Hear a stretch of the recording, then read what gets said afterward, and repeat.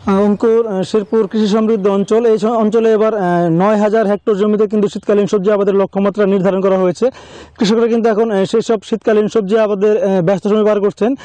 কৃষি বিভাগ আমাদের জানিয়েছে যে 9,000 হেক্টর জমির মধ্যে ইতিমধ্যে বেশিরভাগ জমি কিন্তু রোপণ সম্পন্ন হয়ে গেছে।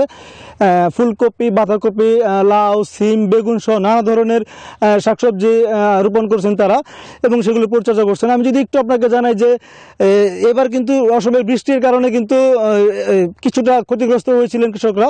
সেই ক্ষতি কাটিয়ে উঠতে কিন্তু তারা পুরোদমে শীতকালীন সবজির যে পরিচর্যা সেই পরিচর্যা করছেন এবং এখন পর্যন্ত কিন্তু বাজারে সবজির দাম বেশ ভালো রয়েছে, যে কারণে কৃষকরা লাভের মুখ দেখবেন বলে তারা আশা করছেন।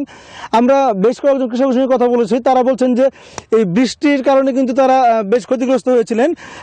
এই ক্ষতি কাটিয়ে উঠতে কিন্তু তারা বেশ মানে এই শীতকালীন সবজির পরিচর্যায় ব্যস্ত সময় কাটাচ্ছেন।